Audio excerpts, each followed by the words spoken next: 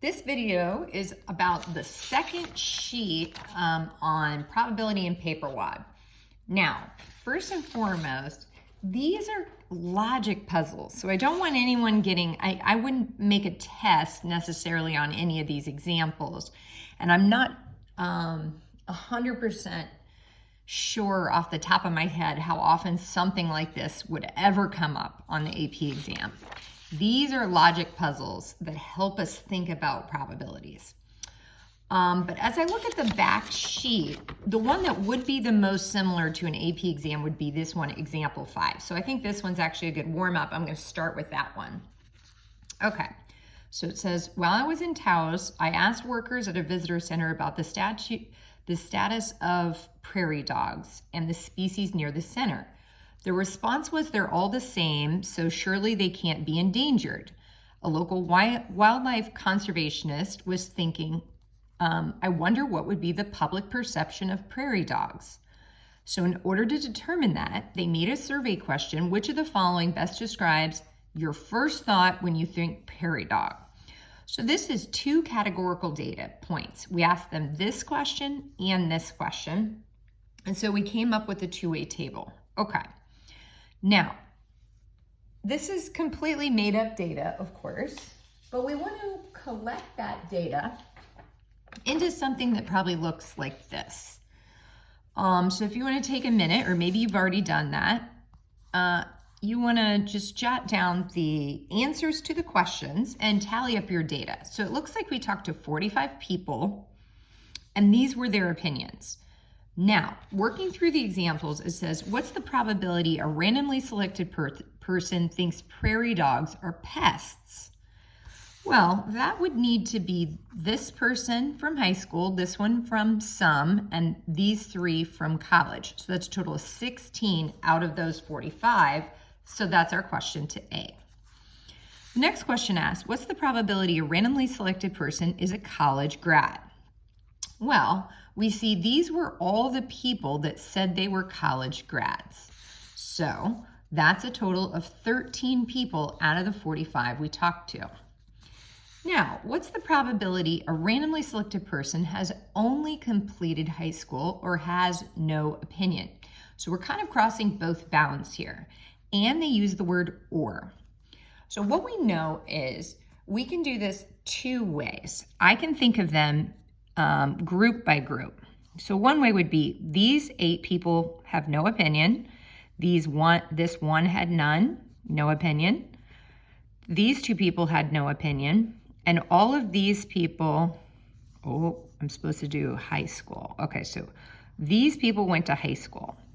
So I can use these subtotals if I want, but I just have to be careful that I don't count this overlap of 8 twice.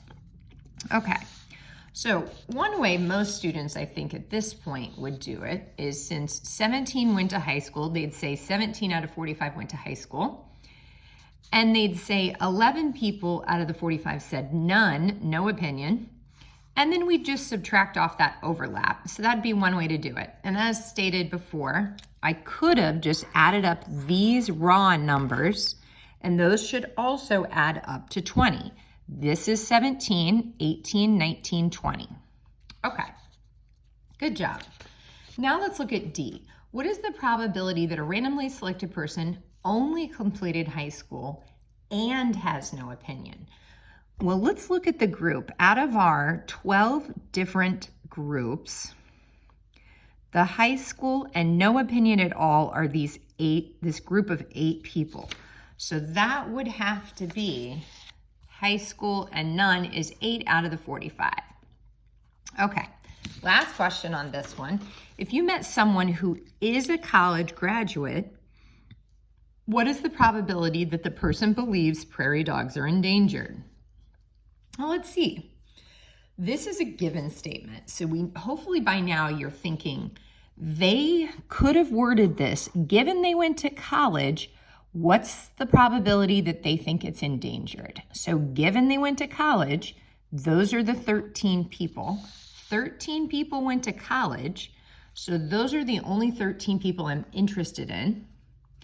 And 3 of those 13 believed in endangerment. Awesome. Okay, well, what a great warm-up. I'm going to go ahead and show you how we would tackle this next question, this question here, using a little bit of review. So this is none of the questions, but again, I'm going to kind of jog your memory on what you may know from your prior knowledge. So when I look at a question like this, I think, okay, I've got some cell phone users, iPod users, computer users, all three. I'm thinking there's some people that's none of the three. There's some people that's all three. I need something. I need a strategy that's going to allow me to collect information on overlap. So when I think of overlap, I think of a two-way table, just like this. 8 people are both high school and said not endangered. But I don't have a way of making a 3-way table out of my paper. That doesn't make sense. So the only other strategy we have for overlap is a Venn diagram, because we remember that's the overlap.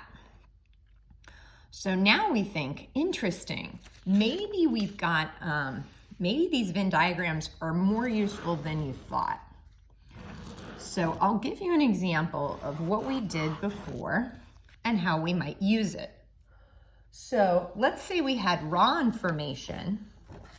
15 kids are in stats. We randomly talked to some kids. 15 said they're in stats. 10 said they're in calc. 8 said they're in both. And 2 said they're in neither. So we can think, well, I don't think I could add these up and figure out the total amount of people I talked to, but I do think I can walk myself through some steps here that we learned as far as strategies.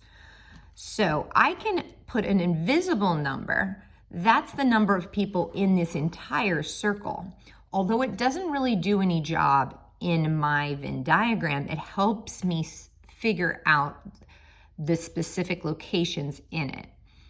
I'll make this circle calc, and again, I can use this location to put the total of people in this circle.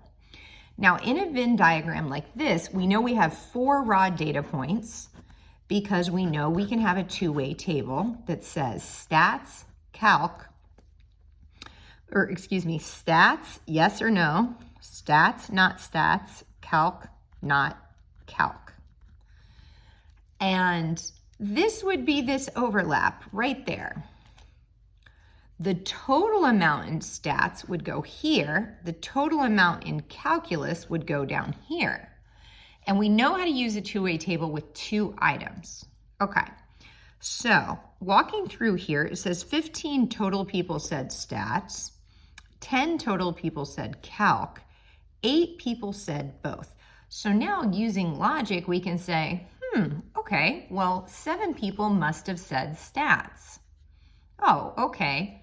2 people must have said, I'm only in calc. If a total of 10 people said calc, and we know that there's 8 in the overlap, and 2 said neither. So this is our raw data points that we can put back in our table. Now, this skill is going to help us with a 3-way.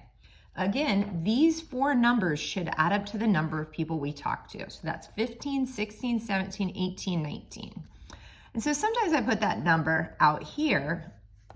That's everybody I talked to. So that would be the total number of people we talked to.